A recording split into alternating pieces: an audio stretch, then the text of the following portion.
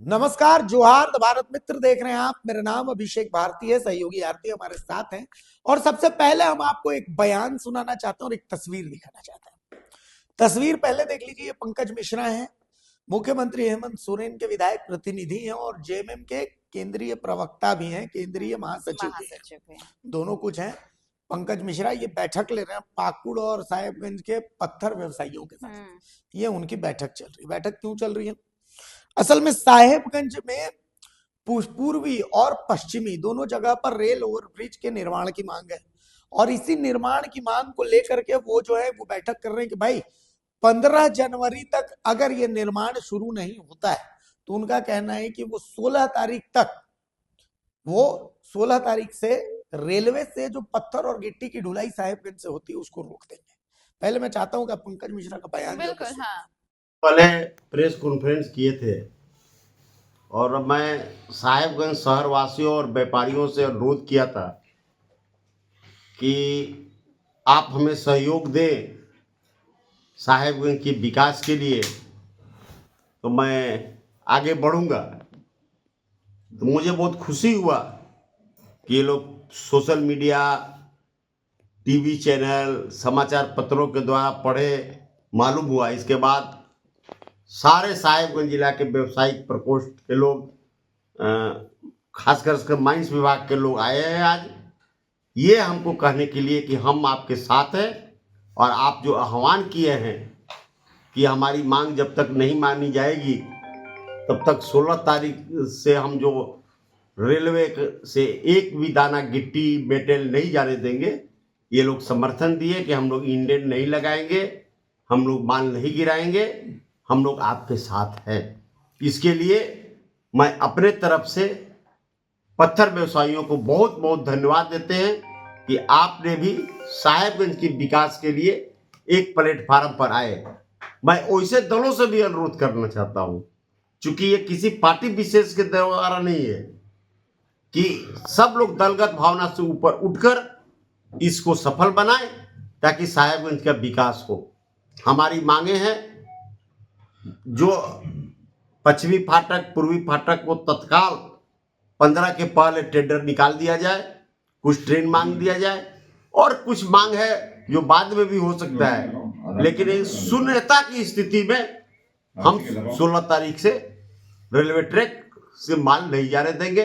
पत्थर व्यवसायी अपना क्रेशर चलाएंगे, माइन चलाएंगे, पत्थर का व्यवसाय करेंगे, पत्थर बेचेंगे, ट्रकों के माध्यम से बेचेंगे, लेकिन रेल के द्वारा नहीं जाएगा। कि रेलवे के क्या नुकसान होगा वो रेलवे आकलन करे। हमारे व्यवसायियों को नुकसान होगा तो हमारा व्यवसायी साहेबगंज को विकास की प्रगति पर लाने के लिए अपना नुकसान सहने के लिए तैयार है। और आज इसीलिए वो आए हैं और खुलकर बोले कि मैं अपनी नुकसान सह लूंगा, लेकिन साहेबगंज के भविष्य की चिंता इन लोगों को भी है। इन लोगों को भी अपने बच्चे की चिंता है। कौन नहीं चाहता है कि हमको साहेबगंज से दक्षिण भारत, बम्बई, गुजरात सभी जगह से ट्रेन मिले। आज साहेबगंज जहां का तहां स्थिति में फंसा हुआ है। हमारी जो ट्रेनें थी वो ट्रेनें भी छीन ली गई, पुरानी ट्रेनें भी। नई ट्रेन देने की बात तो दूर है, पुरानी ट्रेन भी छीन ली गई। आज जाम की समस्या ये है कि पश्चिमी फाटक, पूर्वी फाटक पर लोग एक एक घंटा जाम में फंसा रहता है। हम इतना रिवेन्यू देने के बाद भी हमारी यही स्थिति। इसलिए एक लड़ाई लड़नी चाहिए। हमारे सारे साहेबगंज की जनता, व्यवसायी सभी हम लोग एक साथ हैं और लड़ाई लड़ेंगे। सुन लिया आपने। अब सवाल ये उठता है कि आपको हमने बैठक की तस्वीर भी दिखा दी, हमने उनका बयान भी सुना दिया। मैं इंडिविजुअली मैं सोच रहा हूं कि झारखंड झटका पार्टी जो है उसको ज्वाइन कर लेता हूं, ठीक है। और झारखंड झटका पार्टी को ज्वाइन करने के बाद मैं रांची में रातू रोड फ्लाईओवर बनने का मुझे कोई फायदा दिख नहीं रहा है, तो मैं चाहता हूं कि एक और फ्लाईओवर बचे। और ये रांची के विकास की बात है, तो मैं ये सोचता हूं कि झारखंड झटका पार्टी मैंने ज्वाइन कर ली है, उसका मैं केंद्रीय महासचिव, केंद्रीय प्रवक्ता के राष्ट्रीय अध्यक्ष बन जाता हूं। तो एक पार्टी के राष्ट्रीय अध्यक्ष के तर्ज पर क्या मेरा अधिकार है कि मैं ये कह दूं कि भाई 15 जनवरी तक अगर रांची के रातू रोड में एक और फ्लाईओवर नहीं बना तो मैं रांची का ट्रैफिक को खत्म रोक दूंगा, बिल्कुल एक गाड़ी इधर से उधर नहीं होना। क्या मैं ये बोल सकता हूँ आरती? बिल्कुल नहीं। आप कैसे बोलेंगे? आप ऑथराइज्ड हैं क्या? किस हक से कहेंगे? पंकज मिश्रा तो बोल रहे हैं, हाँ, वो पंकज। विधायक हैं, वो सांसद हैं, वो मुख्यमंत्री हैं, वो प्रधानमंत्री हैं, वो राज्यपाल हैं, वो राष्ट्रपति हैं। वो किस अधिकार से बोल सकते हैं? अगर सांसद बोलता, विधायक बोलता कि हम गाल बालू पत्थर सब कुछ रोक देंगे, तो हमें समझ में आती है बिल्कुल, बात। क्योंकि उनके पास तब उनके प्रतिनिधित्व पास का वो मौका होता। जनप्रतिनिधि हैं, हाँ, तो वो हाँ। लोगों की आवाज बन करके बोल सकते हैं। हम्म। अगर आप या मैं बोलते हैं तो हम बोल सकते हैं, इसलिए क्योंकि हम इस मिट्टी की पैदाइश है, तो भी हमको समझ में आता, हम अपनी जमीन से रोक सकते हैं बिल्कुल, कि हाँ। मेरी जमीन से जो मेरी हो रहा है तो जमीन मैं से रोक। नहीं, हाँ, हाँ। पंकज मिश्रा का तो जन्म भी यहाँ का नहीं है, तो वो किस अधिकार से एक पार्टी के तर्ज वो अपने पार्टी को लेकर के भाषण तो दे सकते हैं कि भाई पार्टी का ये कार्य नहीं होगा या पार्टी का वो कार्य नहीं होगा। बरहेट से विधायक प्रतिनिधि के तर्ज पर वो बरहेट के लिए ये बातें बोल सकते हैं कि विधायक बरहेट में ये सब हो सकता है। लेकिन साहेबगंज से अगर ये बात, साहेबगंज से अगर ये बात जो विजय हांसदा है वो बोलते हैं, जो राजमहल हाँ, के वो बिल्कुल, सांसद है, बिल्कुल, हाँ। तो समझ में आता, हम उसको एक्सेप्ट करते कि नहीं ये बात विकास की बात है, वो बोल रहे हैं। एमटी राजा बोलते हैं तो समझ में आता कि भाई राजमहल से हाँ, वो विधायक बिल्कुल, बोल हाँ, रहे हैं, हाँ। है ना। बोरियो विधायक है धनंजय सोरेन, वो बोलते हैं तो तो समझ आता समझ है। में आता कि हाँ, नहीं नहीं वो ठीक है। हाँ। लिट्टीपाड़ा के विधायक है, पाकुड़ के लिट्टीपाड़ा से जो विधायक है हेमलाल मुर्मू, वो बोलते तो भी मेरे समझ में आता कि नहीं ठीक है ये बोल रहे हैं, ये जनप्रतिनिधि है। लेकिन मेरा सवाल ये कि पंकज मिश्रा किस अधिकार से बोल रहे हैं कि मैं बालू गिट्टी पत्थर रोक दूंगा? अगर वो बोल सकते हैं तो फिर अभिषेक भारती भी बोल सकता है कि मेरे घर के आगे से फ्लाईओवर गुजर रहा, बहुत धूल गुजर रहा और मेरे को विकास चाहिए तो एकदम रोक देंगे। और मैं तो अभी बोल रहा हूँ, अभिषेक भारती बोल रहा है कि रामगढ़ में अगर आलोक स्टील, बिहार फाउंड्री, चिंतपूर्णी, इन कंपनियों के अगर प्रदूषण को नहीं रोका गया तो मैं रामगढ़ से पूरा कोयला रोक दूंगा। एक पत्रकार होने के तर्ज पर मैं भी तो बोल सकता हूँ। तो बिल्कुल। फिर मेरे ऊपर भी कोई कानूनी कार्रवाई नहीं होगी।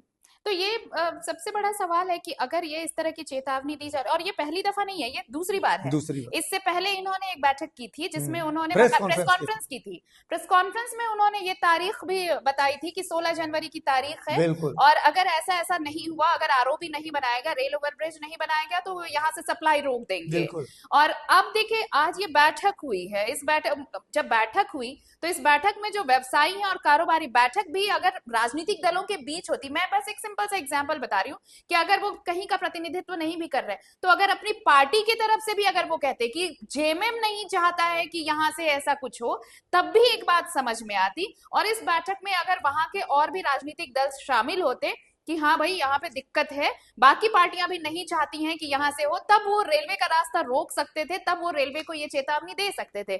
लेकिन इस वक्त जिस तरह से वो व्यवसायियों के साथ बैठक कर रहे हैं और उसके बाद ये अनाउंस कर रहे हैं, बाकायदा एक ये कहिए कि डेडलाइन उन्होंने तय कर रखी है, रेलवे को एकदम अलार्मिंग उन्होंने ये करके रखा है कि अगर आपने नहीं किया तो फिर 16 जनवरी से हम रोक देंगे। तो ये किस अधिकार से रोकेंगे? आप वहां पर अगर ज्ञापन भी देने जाएंगे, कुछ भी करने जाएंगे, अगर आप रोकना भी है तो आप वहां किस आधार पर, आप किस नाते जाएंगे? किसी पार्टी के नाते से जाएंगे, या फिर पार्टी प्रतिनिधित्व के तौर पे जाएंगे, या जनप्रतिनिधि के तौर पर जाएंगे? आपको वो भी तो बताना होगा। तब तो फिर कोई भी उठ के चला जाएगा, कुछ भी कर सकता है। आप एक पार्टी के नेता भर हैं, बस। तो हाँ, पार्टी का नेता, ये आप अपनी पार्टी के लिए ठीक अधिकृत है, बिल्कुल। हाँ, पार्टी के तर्ज पर आप बोल सकते हैं, लेकिन आप जनता का, रेलवे का रास्ता रोकने का आपको अधिकार नहीं है। नहीं, तो आप ये भी सोचिए, उन्होंने ये कभी नहीं कहा है कि जेएमएम ऐसा कर देगा। आप सोचिए। हाँ, मैं रोकूंगा। हाँ, मैं रोकूंगा, वो ये कह रहे हैं। आप देखिए, अगर जेएमएम की तरफ से बात होता तो फिर मुख्यमंत्री तक को इसमें आना पड़ेगा ना भाई, कि क्या वाकई जेएमएम चाहता है ऐसा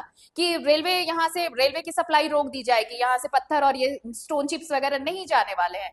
तो इस पर तो उनका, ये इनका पर्सनल है, ये इनका निजी, इनकी निजी चेतावनी है और निजी तौर पर ये बैठक कर रहे हैं। ये बैठक किस आधार पर हुई है? एक कोई भी आप वजह बता दीजिए कि अगर व्यवसायियों के साथ अगर इस तरह की मीटिंग बुलाई जा रही है तो ये किस आधार पर है? कोई तो बेस होना चाहिए, कोई ग्राउंड होना चाहिए। आप अगर पर्सनली किसी के साथ बैठक कर रहे हैं और बोल रहे हैं कि मेरा बिजनेस अगर यहाँ पर नहीं चलेगा तो मैं ऐसा कर दूंगा, मैं वैसा कर दूंगा, मैं ये कर दूंगा, तब तो फिर हम और आप भी खड़े हो सकते हैं वहां पर कि मुझे यहाँ, मेरे लिए ये फ्लाईओवर मायने नहीं रखता, यहाँ से हटाइए और दूसरा फ्लाईओवर बनाइए, मैं चलने नहीं दूंगा। सही बात है। और सबसे बड़ी चीज ये है, देखिए इसी प्रेस कॉन्फ्रेंस जब इसकी आपने जिक्र किया, उसके प्रेस कॉन्फ्रेंस में उन्होंने आगे एक बात कही थी कि मुझे पता है कि मैं ये सब बोल रहा हूँ, इसके बाद मुझे केंद्रीय एजेंसियों के द्वारा जो है किया जाएगा, और जो किया जाएगा जिसके लिए मैं तैयार हूं। मतलब कहीं ना कहीं उनके मन में ये बात पता है कि सीबीआई की जांच नींबू पहाड़ को लेकर के अब आगे बढ़ने वाली है, और उसमें कहीं ना कहीं पंकज मिश्रा रडार पर है, तो उसके लिए भी उन्होंने सीन सेट कर दिया, कवर अप करने के कर लिए। दिया है। हाँ। उन्होंने प्रेस कॉन्फ्रेंस कभी इसको लेकर के नहीं की कि सूर्य हंसदा का जो कभी इनकाउंटर नहीं, हुआ कभी नहीं, उसको लेकर के नहीं जबकि की। सवाल सीधे उन पर थे, था ना, सवाल उसको डायरेक्ट लेकर उन के पर थे, उन्होंने प्रेस कॉन्फ्रेंस लेकिन नहीं उन्होंने की। कभी भी इनकार इसको करने के लेकर के लिए। प्रेस कॉन्फ्रेंस उन्होंने नहीं की कि साहेबगंज में पत्थरों का अवैध खनन हो रहा है, पाकुड़ में पत्थरों का अवैध हो रहा है, और घुसपैठ को लेकर के उन्होंने कभी भी प्रेस कभी भी कॉन्फ्रेंस नहीं, नहीं की कभी भी नहीं। कि भाई वहां पर घुसपैठ बढ़ रहा है, हाँ। आदिवासियों की जो डेमोग्राफी है वो चेंज हो रही है, आदिवासियों की जो जनसंख्या वहां पर घट रही है, उसको लेकर के उन्होंने कभी प्रेस कॉन्फ्रेंस दी। उनकी प्रेस कॉन्फ्रेंस की इस बात को लेकर, और उसके बाद फिर लोग, हमने जब पिछली बार खबर दिखाई तो लोग इसको जो है वो मतलब बचाव भी कर रहे हैं कि नहीं नहीं वो सही है, साहेबगंज के विकास में आप लोग जो है अवरोध मत बनिए। अरे भाई साहब, साहेबगंज का विकास वहां का विधायक करेगा, वहां का सांसद करेगा, ये करेगा कि साहेबगंज का विकास पंकज मिश्रा करेंगे, अभिषेक भारती करेंगे।